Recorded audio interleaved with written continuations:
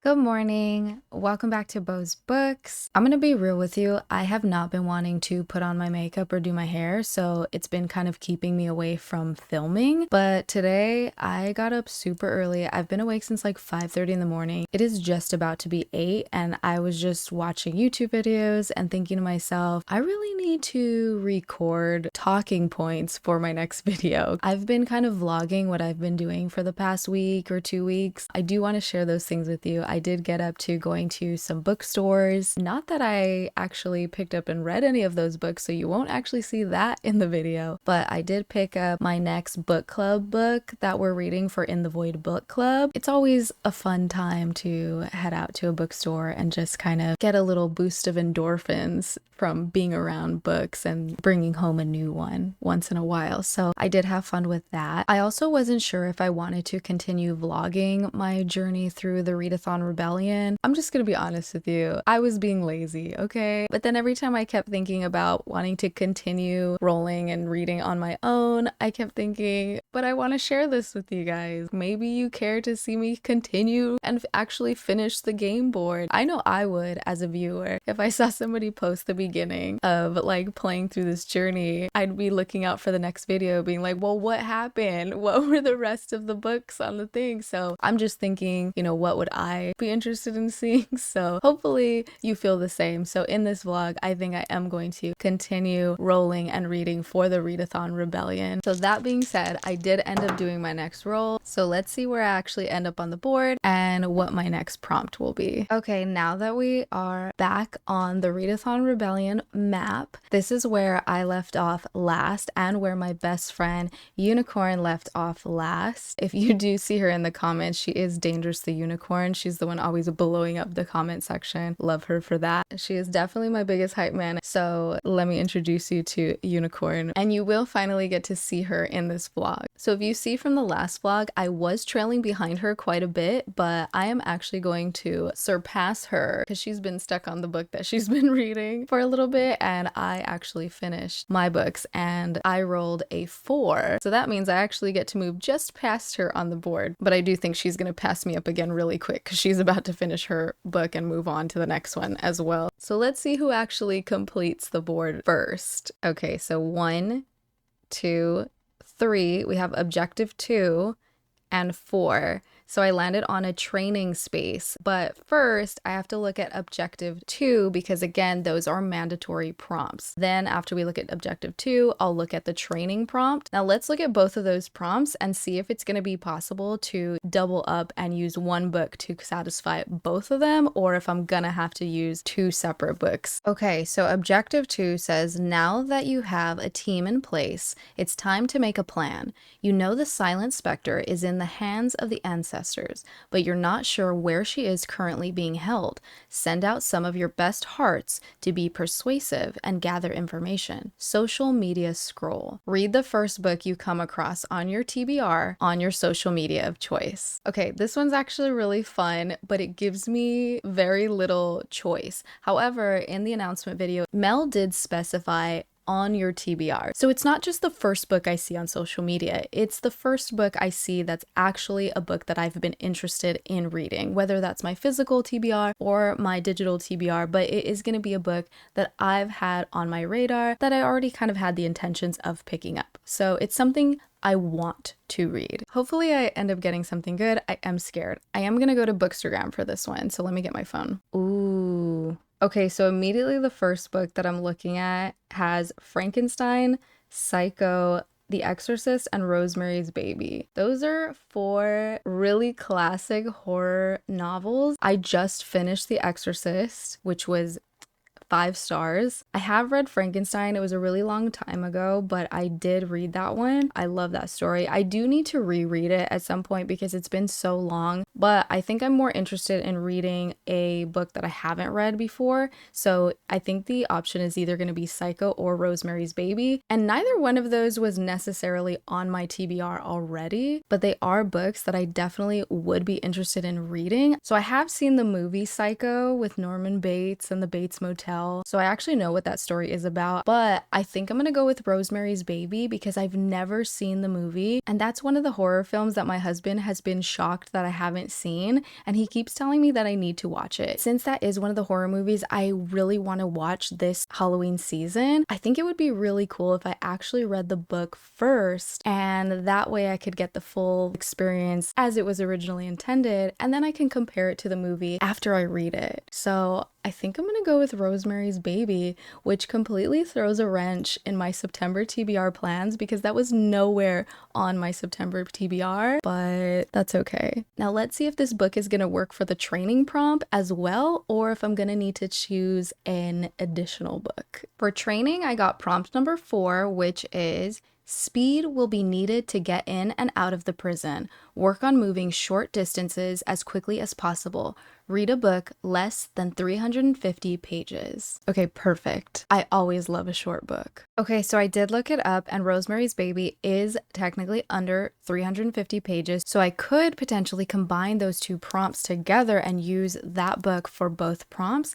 However, I do want to knock another book off of my actual September TBR, so I think I'm gonna go with In the Country We Love, My Family Divided by Diane Guerrero, because I really want to read a book for Hispanic Heritage Month, and being that Diane Guerrero is Colombian American, that would be the perfect book to read at this time, especially with the political climate we are in today in America. I feel like this book is gonna be highly relevant, and I really want to hear her story. There is an Audible exclusive where Diane actually reads her own book, and like I've said before, I love when an author reads their own book, especially a memoir, so I'm really excited to hear her story in her own words with her own voice. And honestly, I think I'm going to start with that one. Hello, I wanted to check in. I'm at almost 50% in, and I just wanted to let you know my thoughts on it. So I'm really glad that I have this book on audio because I have not been feeling the greatest. I have a pretty bad anxiety disorder, and sometimes it's just not a good mental health day. So I'm still feeling kind of disoriented from just being dizzy and fatigued, and also just having a lot of anxiety about not feeling well. But not to get too into that, let me talk about the book. So right off the bat, this book is absolutely heartbreaking because obviously it is a nonfiction memoir. This is her actual life and her experience. I have found myself crying or wanting to cry or being really choked up as I'm listening to this because of everything that she's gone through and everything that her family has gone through. Just a lot of tragedy in their lives. Now, she has had a lot of really great experiences as well. There is a lot of love and joy in their family, but to see their family being divided because of immigration status is really heartbreaking to read about. So the book starts out with her describing the day that her parents were taken away from her. She was only 14 years old and she came home to an empty house. And I just had to pause right there and just think to myself, my God, if I came home to an empty house when I was 14 years old, I don't know what I would do. I would feel completely broken, alone, and terrified. Like 14 years old is a child, and she was basically left to fend for herself because her parents were gone. So she does explain that day, her feelings, what she experienced. She talks about how she was late for school and she was just kind of having her teenager attitude and like, oh mom, like don't bother me, I have to go, and running out the door. And it also made me think about like, you never know when you're going to get a chance to speak to somebody again. So really be mindful about how you treat the people that you love, and make sure to tell them that you love them constantly, and to take that extra minute to hug them before you leave the house. You know, she thought that day was just like any other day. Come to find out, when she got home from school later that night, her parents were gone. She was mulling over this day and everything that she said and did and felt, and every single little thing that happened about that day has just been replaying over and over in her mind, because that absolutely changed her life at that point. She does go back and starts telling us about her parents being in Colombia and how they grew up and what it was like for them to live in that country. And she does a great job of really painting the picture of why anyone would leave their home country to want to make a better life for themselves in the United States. Now, I'm not going to pretend like I know what it's like in Colombia, so I am just parroting the words that I've read in her book. But at the time that her parents were growing up, they were living in poverty. It was not easy to make a living there. She says that even people that had gone on to get masters or PhDs were not able to find jobs because jobs were very scarce. And so there was really no hope for people to make a living or live a financially stable life unless you were already born into wealth in that country. She also mentions it being a very dangerous place to live. She did describe how one of her aunts was murdered by being caught in gunfire that was happening in the neighborhood. So her parents just experienced a lot of pain before deciding that coming to the United States would be a better option for them. Even the lowest paying jobs here pay more than they would ever make in Colombia. And so they decide to just stick it out. She emphasizes how hardworking her parents really were when they were here and were desperately trying to just survive. And they were taking multiple jobs that other people would think were beneath them.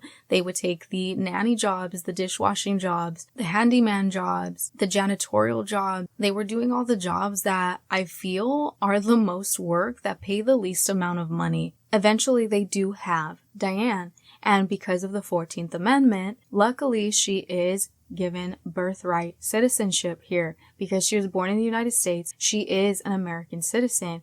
And she was very aware that her family were immigrants and could be deported at any time. They essentially lived with that fear that immigration could come in and divide their family up. It's also completely disheartening to hear about how difficult it is to become an American citizen the legal way. You know, the government does not make it easy. A lot of people just kind of say, oh, well, why don't they do it the right way? And why don't they just get their papers and actually become citizens if they want to be here? But if you really look into the process of becoming an American citizen, it's no easy task. I mean, she was talking about how they were trying for years to do the paperwork and do things the right way and get these lawyers. And for one thing, they kept getting scammed, getting in touch with people that said, okay, I'm going to help you get a visa, or I'm going to help you do your paperwork. I'm going to help you become an American citizen. Multiple times, they are scammed out of hundreds and hundreds and hundreds of dollars because they trusted people to help them. Really disgusting to see how these other people were taking advantage because they were immigrants, knowing that they were an easy target to get all this money from them when they're literally just struggling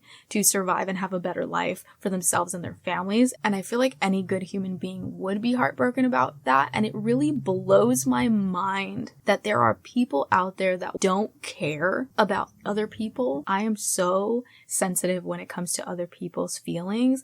I feel like I'm a very empathetic person, and I don't understand how someone could look at another human being and just not care about them, or would be okay with scamming them out of their money. I don't know. This is just, it's disgusting to me how much true evil is in this world in the form of other human beings. But anyways, the process takes years. You know, it's not just, oh, let me fill out my paperwork and wait a couple months for it to get approved and great, here you go. It is years and years, a lot of time waiting. And in the meantime, while they're living their lives, in the back of their minds, they are constantly afraid that they're going to be picked up, detained, and deported, which means being separated from their families. And that's exactly what ends up happening. And she was given the option by her parents to go with them to Colombia and live a life there with them, to be with her family. But, you know, she was born in the United States and she made a decision for herself to stay because she was developing a life here. She wanted to pursue her dreams and she knew that she could not do that if she went to Colombia. She does go and visit them. She does get to talk to them on the phone. It's not like she never got to see her family again. It's just the moment where everything changed. I am interested to see the rest of her story and what she's going to be talking about for the latter half of the book. Okay, now I'm going to send you to the bookstore while I go back to listening to this book, and then I'll check in again when I finished it. Enjoy book shopping!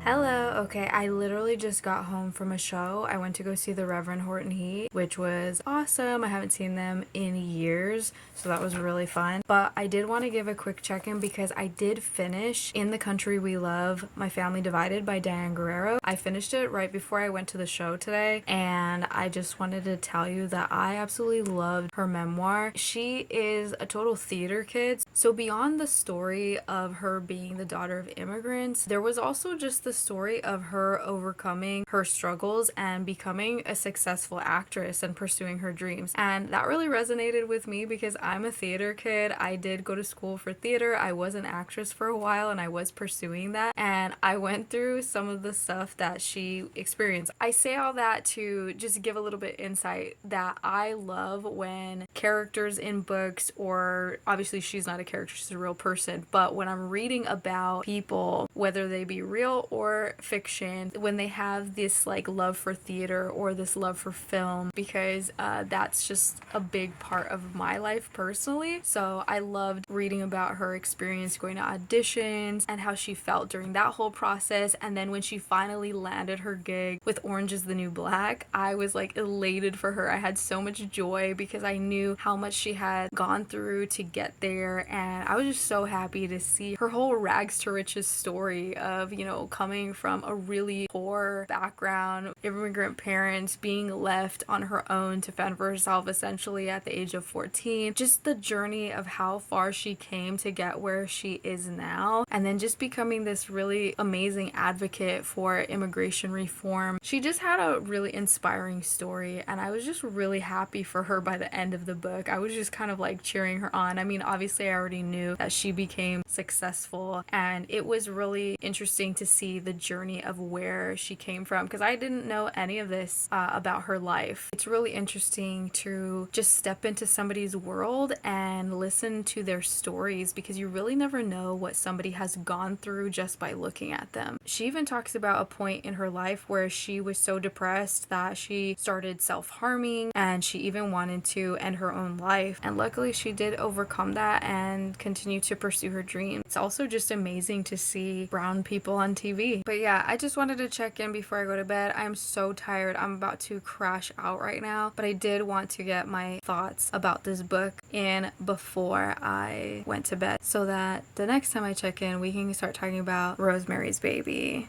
Luckily, Hoopla had Rosemary's Baby ebook and audiobook, so I picked both of those up last night and I started reading them today, and it is such a short book that I am just flying through it. So I am 40% of the way in, and I feel like this is a good time to do a check-in. Things start off kind of slow, but I'm not having a boring time. I'm really enjoying it. I'm able to visualize the story in my head, and it really reads like an old movie from like the 60s. And like I said before, I have not seen the movie Rosemary's Baby, so I actually have no idea what the overall plot and premise is. But being a lover of horror movies and horror stories, I feel like just by reading this book 40% of the way through, I have an idea of where this is going to go. I'm already getting suspicions about certain characters that we've seen in the book, and I already kind of have an inkling of what's going to happen. Noodle is bumping into the camera. I feel like if I would have been alive in 1966 and read this when it first came out, my mind would have been blown. I would be shocked by everything. And now again, this is me just assuming that I already know the ending because of what I'm gathering from the story already, and other, pieces of literature and film that I've already seen that feel similar to what this is. But I have to remember, this, like The Exorcist, was that foundation horror story. Like, this is a classic that really set the precedence of horror to come. So in the edition that I have, there is this foreword by Chuck Palahniuk, the author of Fight Club. He talks about how Ira Levin, the author of Rosemary's Baby, kind of set the groundwork for this kind of horror story, because before this novel, all the horror always took place in some faraway place. Your home was always safe, but monsters were when you travel to a faraway house on the hill or Transylvania, or you know what I mean? The fear wasn't in your home or your own backyard or in some kind of urban setting. You were safe in the city. So in reading about his praise for this story, it's interesting to me that this was kind of a first of its kind. The main characters of the story are this married couple. They just moved into this new apartment. They're really excited about it. They're meeting their neighbors, and the wife's name is Rosemary, of course. One of her friends, finds out that she's going to move into this apartment, and he lets her know that he doesn't think it's a good idea because this building has a bad reputation. And he starts telling her about all the terrible things that have happened in this building over the years. And he says that more suicides than any other location have happened in this building. He also talks about how a baby was found wrapped in newspaper dead in the basement. And there's just a lot of things that he starts naming off that have happened, like tragic instances at this building. The whole beginning of the book is essentially, getting to know our main characters, getting to know that the husband is pursuing an acting career, that Rosemary really wants to have a baby, that she's kind of estranged from her family because of their Catholic beliefs, and she no longer believes in Catholicism anymore. She's lost her faith. Her husband's also agnostic. And what else is interesting is the actress that plays Rosemary in the movie is the one who narrates the audiobook. I'm really excited to watch the movie now that I'm reading the book, because I want to see if what I'm picturing in my head is what they adapted into the film. It's interesting to me that this book is under 300 pages and the movie is over 2 hours long. So I am a little intrigued to see what they put into the movie that made it such a long film when I feel like not much has happened. But right where I stopped to check in is where something finally really big happened. There was a moment early on in the book where they meet a tenant and then something happens kind of tragic, and I would literally gasp because I was like, wait, what? Did that just happen? Oh my god. And so I was like, ooh, things are starting to ramp up. And then it just lulls out, and you keep continuing to get to know more people in the building and this and that. I think this is the turning point of the book where things are going to change, because obviously the book is called Rosemary's Baby, so there has to be a baby involved. Rosemary has finally gotten pregnant, and that was a big moment, I must say. And I'm not going to tell you what happened, but that was unexpected. And it really solidifies what I'm thinking is going on, but I also did not expect somebody to be involved in this that I feel is now involved in this. I want to say certain things and I can't, because then you're going to know the whole thing. If you've read it, you know where I'm at in this book, and you know what I'm thinking and why I'm like, wait, what? Excuse me? I feel like Rosemary is coming to terms with things about her husband at this point, and she's really questioning his character. she keeps saying things like, oh, well, he's an actor, he's so self-absorbed, you know, he's only caring about himself. I feel like she's excusing some of his actions because it's her husband and she's confused and doesn't know how to respond to him. So she's just kind of justifying certain things. But I'm really rooting for her at this point because I feel like this woman's world is about to get rocked. So I'm actually really hungry right now. So I will check in with you later when I finish reading this.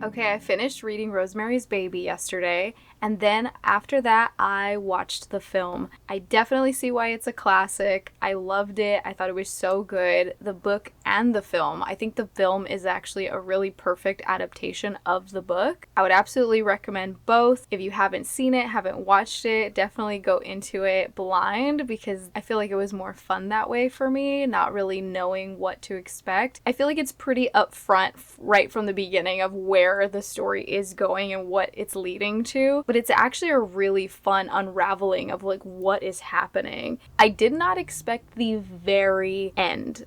I thought it was going one way and it totally went in a different direction that I was not expecting. That threw me off. I literally went to my mom and was like, wait, what? That's how it ends? I definitely recommend the audiobook because, like I said, the actress who plays Rosemary in the film reads the audiobook and she is a phenomenal actress, and it definitely comes through in her voice acting as well. She has so much emotion in the character while she's reading it, obviously because she played it, so she kind of like embodies her perfectly. So I definitely recommend listening to it if you do like audiobooks. And because I also had picked up the ebook as well to read along with the audiobook, I noticed that there was a afterword by R.L. Stine, and he talks about why he feels that Rosemary's Baby is such an amazing thriller and kind of set the groundwork for all thrillers to come. He calls it a thriller, even though I know it's a horror, but I guess it's a horror thriller. I don't know. I get kind of mixed up with genres and like what is the criteria to be considered what genre, like what makes a book a horror versus a thriller versus a mystery. But anyway, speaking of R.L. Stine, I went to Creep It Real OC and I met R.L. Stine, and I thought that was so fun and a great start to spooky season. And I just want to show you my experience there. So you can come along with me to go meet R.L. Stine and see what I did at Creep It Real.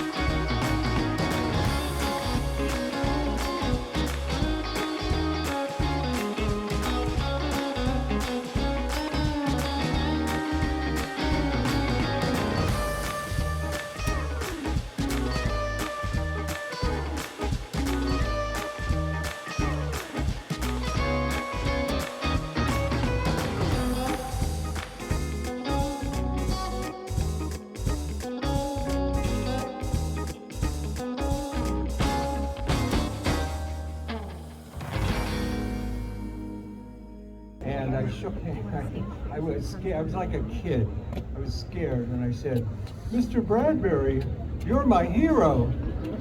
And he shook hands. He turned around and he said, "Well, you're a hero to a lot of other people."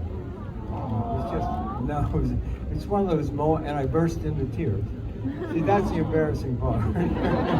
No, you have these moments that are just too nice, right? It was just too nice a moment. And then I got myself together and we had a really nice talk. I love that. Now, before there was R.L. Stine, there was Jovial Bob Stine. Let's hear about Jovial Bob Stine and how the transition from comedy to spooky happened. Well, I never planned to be scary. Talk about embarrassing. It wasn't even my idea to write scary books. Because I was just funny.